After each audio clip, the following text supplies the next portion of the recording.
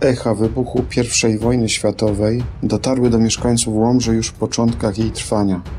31 lipca 1914 roku na murach miasta rozklejono manifest o wypowiedzeniu wojny. Obserwowano nerwowość władz rosyjskich, wzmożony pobór rekruta. Łomża była położona tylko 30 km od granicy pruskiej. Jednak Prusacy zaatakowali Rosjan od strony Kalisza i Łodzi. Pierwsza połowa 1915 roku to już bardziej realne odczucie skutków wojny. W pobliżu Łomży, w trójkącie Kolno-Grajewo-Łomża, zwłaszcza zaś pod Jedwabnem, Nowogrodem i Małym Płockiem, toczyły się ciężkie boje między wojskami rosyjskimi i niemieckimi. W połowie 1915 roku rozpoczęły się pojedyncze naloty miasta, które poczyniły znaczne szkody. Taki nalot miał miejsce 6 kwietnia 1915 roku. W tygodniu przed Wielkanocą nadleciało nad Łomżę 12 niemieckich samolotów, które zrzuciły bomby. Ucierpiały przede wszystkim tereny położone nad samą Narwią. Zginęło kilku ludzi i spłonęło kilka budynków. Naloty powtarzały się często, wielu mieszkańców opuściło miasto. Latem Niemcy przybliżyli się do Łomży. W odległości kilku kilometrów od miasta trwała zacięta walka. Wraz ze zbliżaniem się wojsk niemieckich ewakuowano urzędy guberni łomżyńskiej. Główna, pierwsza ewakuacja nastąpiła we wrześniu 1914 roku, a wyjechali wówczas z rodzinami niektórzy pracownicy sądowi. Następnie rodziny pracowników magistratu opuścili miasto w pierwszych dniach lipca 1915 roku. Jako jeden z ostatnich urzędników ewakuował się gubernator łomżyński. Przeprawy przez Narew bronił korpus gwardyjski wielkiego księcia Borysa Mikołajewicza. Wszystkie szkoły i gmachy publiczne w mieście zajęte były na szpitale. Przewinęło się przez nie kilkanaście tysięcy rannych. Na miejscowym cmentarzu złożono do grobów ponad 1200 żołnierzy poległych od ran. Pod koniec lipca 1915 roku niemieckie pociski armatnie zaczęły spadać na miasto, a wojska rosyjskie w panice odstępowały. Wojska niemieckie pod dowództwem generała Friedricha von Scholza po wycofaniu się Rosjan wkroczyły do Łomży 11 sierpnia 1915 roku i pozostawały w niej do 12 lipca 1918 roku. Skończył się zabór rosyjski. Nowy okupant, Niemcy, nałożyli na miasto wielką kontrybucję. Pobrali 20 zakładników spośród znaczniejszych osobistości miasta i zapowiedzieli, że rozstrzelają ich w przypadku niezapłacenia kontrybucji lub wrogich wystąpień ludności przeciw wojsku. Zaprowadzili w mieście porządki wojskowe, pozostawiając jednak niektóre sprawy administracji cywilnej, tak zwanemu Komitetowi Obywatelskiemu, na czele którego stał Stanisław Kurcjusz, znany prawnik i działacz społeczny, oraz Radzie Opiekuńczej pod przewodnictwem Stanisława Komornickiego, do której zadań należała przede wszystkim opieka społeczna i zdrowie. Pod koniec roku Komitet Obywatelski został rozwiązany, a zarząd miasta przejął burmistrz dr Langerhaus. W kwietniu 1916 roku zastąpił go Otto Graf. Niemcy ogłosili rekwizycję, ustanowili racje żywnościowe dla ludności. Przydzielone porcje były bardzo małe. Wzbroniono wypieku chleba białego. Od 15 lutego 1916 roku Łomża znalazła się na terenie Generalnego Gubernatorstwa Warszawskiego, czyli właściwie na terenie nowej okupacji niemieckiej. 5 listopada 1916 roku gubernator wojenny zaprosił do siebie około 200 obywateli Łomży oraz przedstawicieli ludności powiatów łomżyńskiego, kolneńskiego i wysokomazowieckiego. Gmach gimnazjum żeńskiego, gdzie mieścił się urząd niemieckiego gubernatora, udekorowany był flagą niemiecką. Gubernator oznajmił zebranym, że powstanie samodzielne państwo polskie. Łomża weszła do nowego utworzonego pod egidą Niemiec Królestwa Polskiego. Naprzeciw gimnazjum na placu Kościuszki ustawiono wojsko niemieckie, przed którym gubernator odczytał manifest o przyznaniu Polsce częściowej wolności i przyjął defiladę. Orkiestra zatrzymała się na placu i odegrała wiązankę pieśni polskich.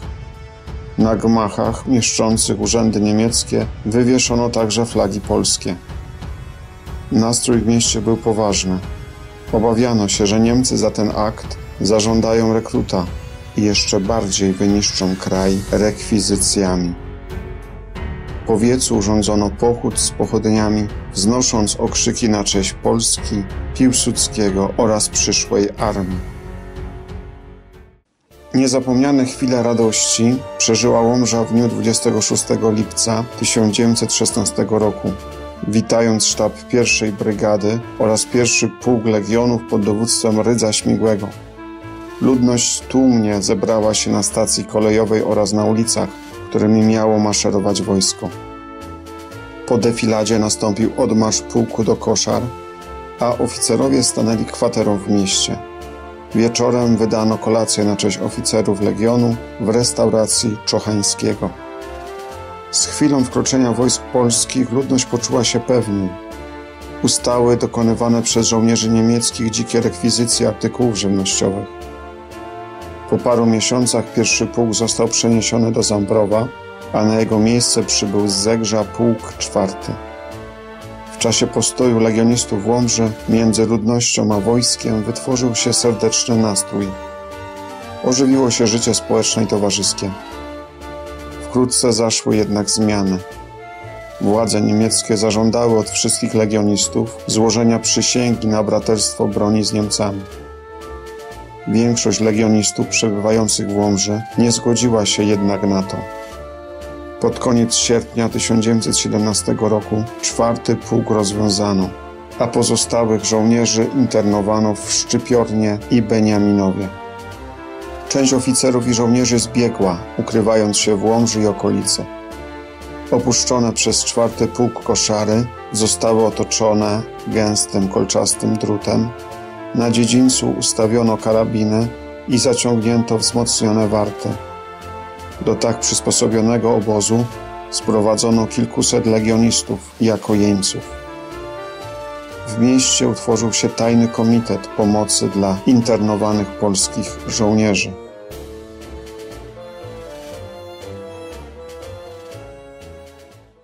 W marcu 1917 roku odbyły się wybory, a 4 kwietnia tego roku ukonstytuowała się Rada Miejska pod przewodnictwem Stanisława Kurcjusza. Burmistrzem pozostał Otto Graf. Na początku listopada 1918 roku powszechnie mówiono o przegranej przez Niemców wojnie. Miejscowa polska organizacja wojskowa stanęła w pogotowiu do podjęcia działań na wypadek, gdyby Niemcy zaczęli wywozić z Łomży nagromadzone zapasy żywności, broni oraz amunicji.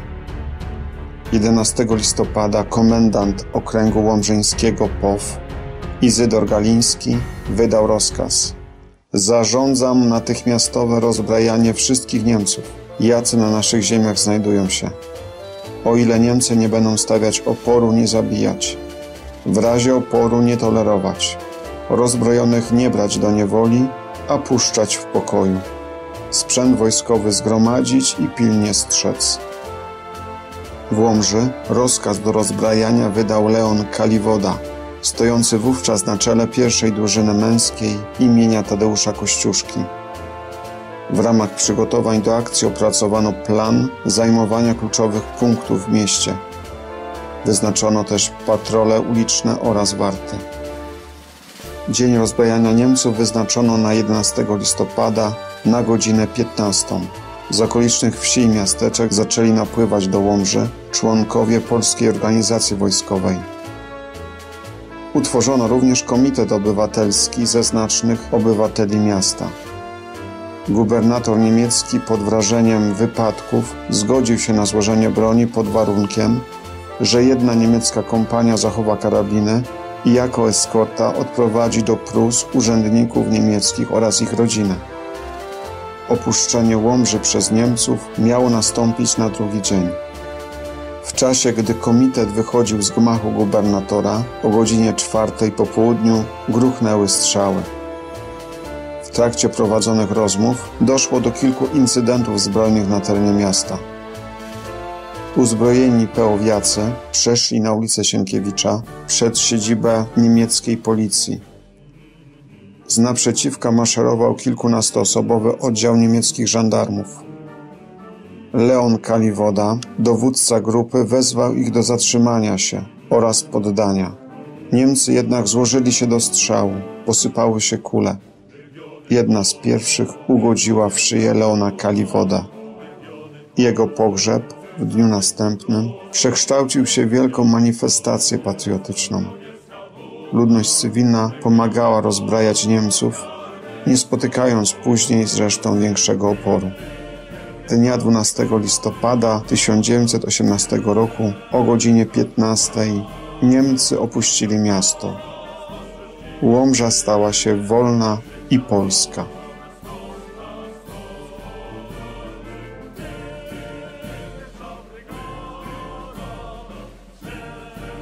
Zapraszamy do subskrypcji naszego historycznego kanału. Kliknij na czarną ikonkę Pro Patria Poland Team i subskrybuj. Dziękujemy i do zobaczenia.